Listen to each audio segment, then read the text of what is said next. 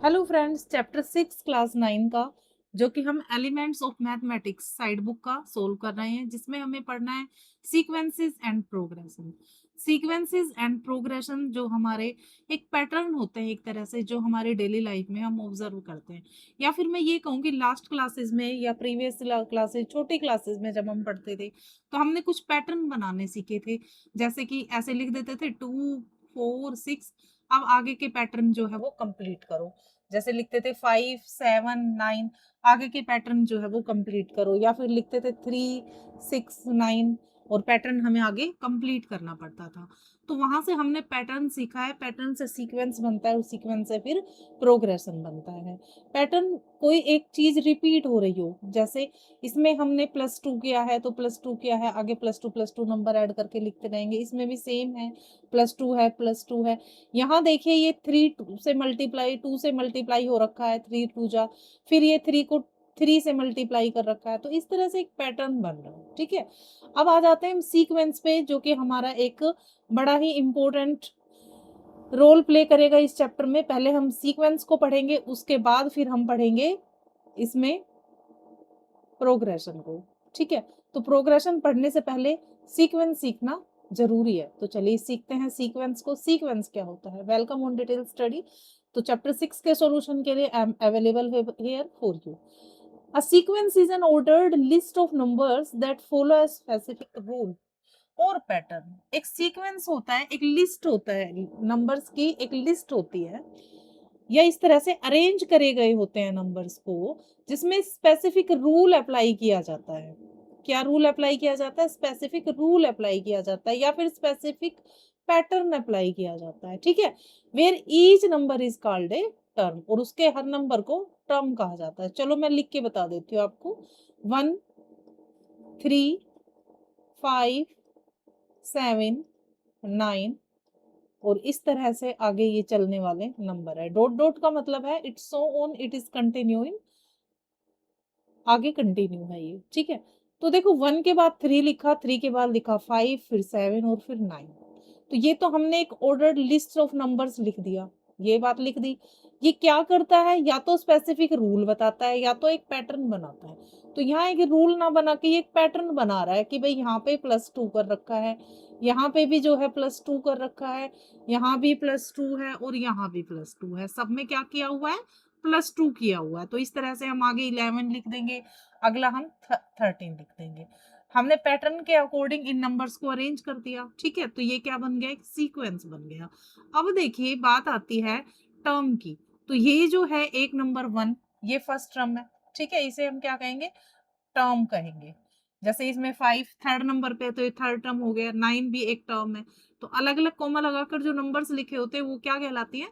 Term कहलाते हैं। जिसे हम ए भी लिख सकते हैं, टी भी लिख सकते हैं, अमूमन ये ए से ही डिनोट किया जाता है, ठीक है। तो ए से हम टर्म को डिनोट करते हैं। ये तो हमने डेफिनेशन पढ़ ली सीक्वेंस की। अब देखो फ्रेंड्स, आगे आ जाते हैं प्रोग्रेशन पे। एक मन तो मेरा अभी करता है कि मैं पहले अभी डिफाइन कर दूं, जब एक्सरसाइज सोल्व कराऊंगी तो फिर मैं आपको दोबारा उसके बारे में बता दूंगी। तो ये तो हमारा हो गया सीक्वेंस। इसमें मजेदार बात ये है कि सीक्वेंस में पैटर्न और स्पेसिफिक रूल जो है वो क्वेश्चन के अकॉर्डिंग डिफरेंट डिफरेंट बनेंगे। कोई सेम पैटर्न और सेम या स्पेशल स्पेसिफिक रूल इसका नहीं है। जैसे कि अगर मैं लिखूं यहाँ 2 का स्क्वायर, ये हो गया 3 का स्क्वायर, ये हो गया 4 का स्क्वायर, यहाँ हो गया 5 का स्क्वायर, ठीक है। अब देखो 2 2 जा 4, 3 3 जा 9, 4 4 जा 16 एंड 5 2 जा 25। तो यहाँ ये क्या हो रखा है? ये स्क्वायर ऑफ द नंबर हो रखा है ना। यहाँ पर कोई प्लस या माइनस का पैटर्न नहीं है कि हम 9 में से 4 घटा के हम 5 ले आएंगे, फिर यहाँ 5 लेकिन नहीं आ रहा है इनका डिफरेंस, यहाँ इनका डिफरेंस कुछ और आ रहा है, ठीक है। तो ये सीक्वेंस को शो करता है। जरूरी नहीं है इसमें सेम नंबर प्लस करने से या सेम नंबर माइनस करने से हमें अपनी लिस्ट मिल जाए, ठीक है। तो इस तरह से ये एक सीक्वेंस को शो करता है। आई होप ये क्लियर हो गया कि किस तरह से ये स्पेसिफिक रूल को या पैटर्न को, यहाँ पे एक पैटर्न बन रहा था, यहाँ पे एक रूल बन रहा है, स्पेसिफिक रूल बन रहा है, ठीक है। तो अलग अलग क्वेश्चन में ये डिफरेंट डिफरेंट हो सकते हैं। चलो अब हम अपने सेकंड पार्ट प्रोग्रेशन को और समझ लेते हैं कि प्रोग्रेशन क्या होता है। इससे पहले प्रोग्रेशन को पढ़ने से पहले हम टाइप ऑफ सीक्वेंस भी कर लेते हैं थोड़ा, जिसमें ये 2 टाइप बताए गए हैं हमें। पहला है एक्सप्लिक्ट रूल या जनरल रूल और दूसरा है रिकर्सिव रूल।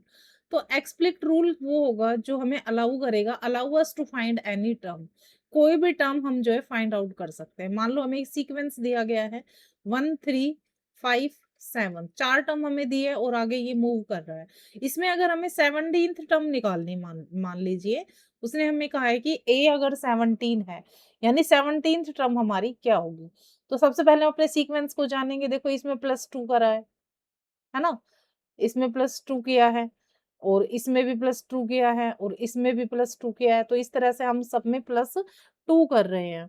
अब हम इसमें निकालेंगे इसका सीक्वेंस क्या है एक्चुअली। देखो जो 1 आया है, उसको अगर हम 2 से मल्टीप्लाई कर दें तो क्या आ जाएगा 2, और उसमें से हम 1 माइनस करेंगे तो क्या आ जाएगा 1। अब देखो सेकंड टर्म हमारी जो है 3, वो कैसे आई है? अगर हम 3 को 2 से 2 को 2 से, क्योंकि सेकंड टर्म है ना ये, 2 को 2 से मल्टीप्लाई करेंगे और 1 माइनस करेंगे तो 4 माइनस 1 3 आ जाएगा। अब 5 के लिए देखो थर्ड टर्म है, उसको 2 से मल्टीप्लाई करेंगे और -1 करेंगे तो 6 में से 1 गया 5।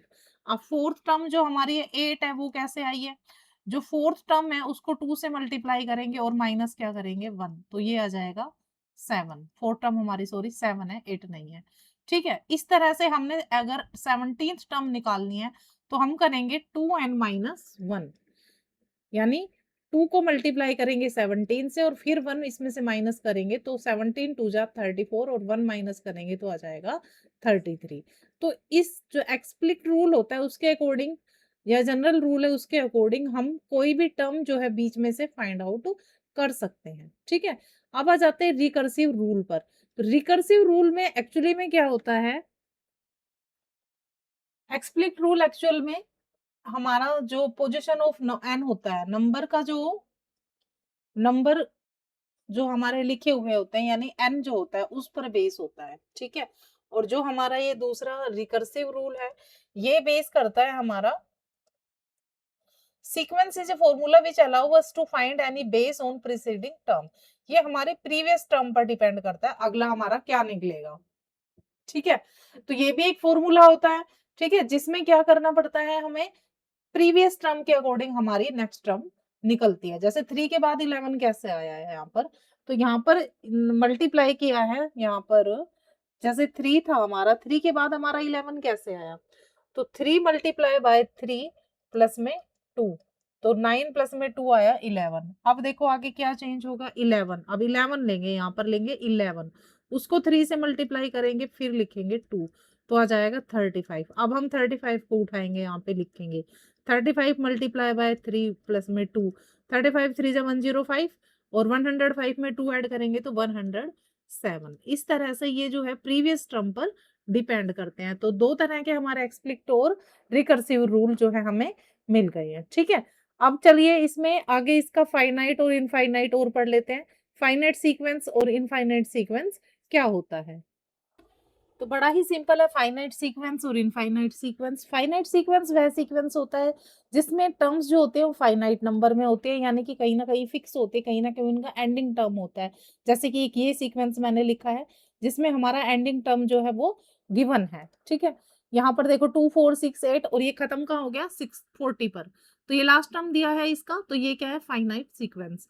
लेकिन इनफाइनाइट सीक्वेंस इससे बिल्कुल डिफरेंट होता है। इसमें इनफाइनाइट नंबर ऑफ टर्म्स होते हैं, जैसे कि 1 3 5 7 और आगे ये कंटिन्यू है, हमें नहीं पता ये कहाँ जाकर खत्म होगा। तो इस तरह से जो आगे भी चला हुआ है पूरा लास्ट टर्म जिसका नहीं है तो वो होता है इनफाइनाइट नंबर ऑफ टर्म्स के साथ इनफाइनाइट सीक्वेंस। क्लियर हो गया? तो चलिए सीक्वेंस का हमने पूरा जो टॉपिक है वो पढ़ लिया है। आगे फिर इसके क्वेश्चंस भी करेंगे एक्सरसाइज में, उससे पहले हम अपना प्रोग्रेशन और समझ लेते हैं ताकि दोनों चीजें क्लियर हो जाए। जब एक्सरसाइज में हम उनको सोल्व करेंगे तो फिर से मैं आपको रिवीजन कराऊंगी। ओके, तो चलिए अब प्रोग्रेशन को और पढ़ लेते हैं। तो चलो बच्चों फटाफट से अर्थमेटिक सीक्वेंस यानी एपी अर्थमेटिक प्रोग्रेशन भी जिसे कहते हैं उसे और समझ लेते हैं। ये हमारा अर्थमेटिक प्रोग्रेशन भी यहाँ पर हो सकता है। तो प्रोग्रेशन क्या होता है? एक तरह से तो सीक्वेंस होता है। ठीक है, sequence where each new term is found by adding और सब्ट्रैक्ट। देखिए इसमें ये मेन चीज है जिसमें या तो कुछ ऐड हुआ होगा या तो उसमें कुछ सब्ट्रैक्ट हुआ होगा। कोई फिक्स नंबर होगा, ठीक है, और कॉमन डिफरेंस जिसे हम कहेंगे तो उसे हम अर्थमेटिक प्रोग्रेशन कहेंगे। जैसे ये हमें एक पैटर्न दिया है, यहाँ पर ये सीक्वेंस दिया है, क्या ये एक अर्थमेटिक सीक्वेंस है यानी अर्थमेटिक प्रोग्रेशन है? तो देखो 3 6 9 12 सभी में क्या प्लस हो रखा है, 3 प्लस हो रखा है ना, तो 3 3 सब में प्लस हो रखा है, तो ये हमारा क्या बन गया, अर्थमेटिक प्रोग्रेशन।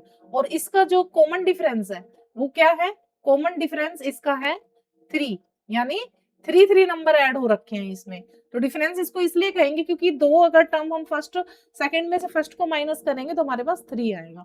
तो कॉमन डिफरेंस इन डिफरेंस मतलब जो नॉर्मल डिफरेंस और कॉमन डिफरेंस इसलिए कहा है क्योंकि सब में कॉमन है, जो डिफरेंस है वो सबका कॉमन है, सेम है, ठीक है। तो ये हमारा अर्थमेटिक सीक्वेंस हो जाता है, काफी इजी है समझना। देखो 5 के बाहर अगर हम 7 लिखे, 9 लिखे या 11 लिखे तो इन सब में क्या प्लस हो रखा है, 2 प्लस हो रखा है, ठीक है। तो इनका कॉमन डिफरेंस क्या है, सेम है। या फिर मैं ये कहूँ 5 10 15 20, ठीक है, तो इसमें क्या है, कॉमन डिफरेंस इनका +5 है, तो ये -5 भी हो सकता है। मान लो इस तरह से लिखी हुई है कोई अर्थमेटिक प्रोग्रेशन, तो ये क्या एपी नहीं है, ये बी एपी है, क्योंकि इसमें जो क्या है -5 हो रहा है हर टर्म में, ये माइनस भी हो सकता है और प्लस भी हो सकता है। कॉमन हमें क्या ध्यान में रखना है कि जो प्लस या माइनस का जो नंबर है वो सेम होना चाहिए, तो वो क्या हो जाएगा, प्रोग्रेशन। और अगर सेम नहीं है तो फिर वो क्या हो जाएगा, सीक्वेंस, ठीक है। अब एक क्वेश्चन आता है फ्रेंड्स, क्या सभी सीक्वेंस जो होते हैं वो प्रोग्रेशन हो सकते हैं? ऑल सीक्वेंसेस, मैं यही क्लियर कर देती हूँ, ऑल सीक्वेंसेस आर प्रोग्रेशन। क्या सभी जो सीक्वेंस है प्रोग्रेशन हो सकते हैं? तो आंसर होगा नो। क्यों नहीं हो सकता है? क्योंकि अभी अभी मैंने आपको जब प्रोग्रेशन समझाया था तो उसमें ये बताया था कि इसके जो डिफरेंसेस हैं या इनमें जो सीक्वेंस लिखा गया है, जैसे 2 का स्क्वायर, 3 का स्क्वायर, 4 का स्क्वायर, 5 का स्क्वायर, अब देखो ये आ गया 4, ये आ गया 9 16 एंड 25। अब इसको ध्यान से देखो, क्या इसमें जो प्लस हो रखा है नंबर, इस टर्म के बीच में +5 है, इन दोनों टर्म के बीच में +7 है, इन दोनों टर्म्स के बीच में +9 है, तो क्या जो ये प्लस होने वाला नंबर सेम है? नहीं है। तो हमारा इसमें कॉमन डिफरेंस क्या है, सेम नहीं है। जब कॉमन डिफरेंस सेम नहीं है तो ये सीक्वेंस हो सकता है लेकिन ये प्रोग्रेशन नहीं हो सकता। लेकिन जो ये प्रोग्रेशन दिया है इसमें एक सीक्वेंस फॉलो हो रहा है, एक पैटर्न फॉलो हो रहा है, तो ये सीक्वेंस है। ये जो प्रोग्रेशन है, अर्थमेटिकल प्रोग्रेशन, ये सीक्वेंस है, लेकिन सभी सीक्वेंस जो है वो प्रोग्रेशन नहीं हो सकते हैं। आई होप क्लियर हो गया, ये 1 वर्ड में आ सकता है, 1 नंबर का क्वेश्चन ये पूछा जा सकता है। चलिए अब सीखते हैं हम एपी को ग्राफिकली कैसे शो कर सकते हैं। देखिए नंबर लाइन पे हमारे कुछ नंबर्स लिखे गए हैं, अब इनमें हम शो करते हैं क्या कनेक्शन है, क्या कॉमन डिफरेंस है। जब हम 3 से 6 पर आए तो हमें +3 किया, जब हम 6 से 9 आए तो भी +3 हुआ, 9 से जब हम 12 पे गए तो भी +3 है, 12 से 15 again +3, and 15 to 18 +3, and 18 to 21 again +3। तो इस तरह से हम विजुअलाइज कर सकते हैं एपी को ग्राफिक्स पर। चलो अब इनका डिफरेंस जब हम पढ़ रहे थे सीक्वेंस का और एपी का, तो हमने ये बता दिया था कि जो है इनका कॉमन डिफरेंस सेम होता है एपी का, जबकि सीक्वेंस में जरूरी नहीं है कि कॉमन डिफरेंस सेम हो, ठीक है। अब दूसरी बात हम ये भी दिखा सकते हैं कि जब हमें सीक्वेंस में हमें नंबर निकालना है, जैसे A17 फाइंड आउट करो या A9 फाइंड आउट करो, तो हमें उस क्वेश्चन का जो टर्म हमें दी गई है उनका सीक्वेंस पता करना पड़ेगा। जैसे अभी अभी हमने एक क्वेश्चन मैंने आपको जब सीक्वेंस समझाया था तो उसमें हमारे पास 2 तरह के जो है सीक्वेंस निकल कर आए थे। एक हमारा था 2n-1 और दूसरा हमारा था कि प्रीवियस नंबर को मल्टीप्लाई करो 3 से और फिर उसमें +5 +2 करना है, कुछ इस तरह का था हमारा। कुछ था 3a1 +2, 3a2 +2, इस तरह का। तो इसमें अलग सीक्वेंस था, इस क्वेश्चन में अलग सीक्वेंस था। अब इसमें देखिए टर्म्स का जो है वो स्क्वायर करना है, a2 का स्क्वायर, a3 का स्क्वायर, a4 का स्क्वायर, ठीक है। अलग अलग टर्म्स का क्या करना है, इसमें स्क्वायर करना है। तो तीनों में अगर हमें कुछ और नंबर निकालना है, a7 निकालना है, तो हम a7 का यहाँ पर स्क्वायर करेंगे तब हमें उसका नंबर मिलेगा, उस n नंबर हमें मिलेगा। लेकिन अर्थमेटिकल प्रोग्रेशन में जब हमें कोई पर्टिकुलर नंबर निकालना है, जैसे A17 निकालो इसमें, तो इसमें हमें क्या करना होता है कि एक फिक्स फॉर्मूला होता है इसका निकालने का, एपी का एक फिक्स फॉर्मूला होता है a plus n minus one d. इसके थ्रू ही हम सारी एन टर्म्स जो है वो फाइंड आउट कर सकते हैं। ए एन जब भी हमें निकालना होगा हम इसके अकॉर्डिंग निकाल लेंगे, हर तरह के एपी में, ठीक है, सभी एपीज में, चाहे उनका कॉमन डिफरेंस कुछ भी हो, तो डिफरेंट एपीज में डिफरेंट सीक्वेंस हमें नहीं लगाना होता, जबकि सीक्वेंसेस होते हैं उसमें हर सीक्वेंस में डिफरेंट फॉर्मूला होता है, ठीक है। आई होप दोनों का डिफरेंस आपको बेटर समझ में आया होगा।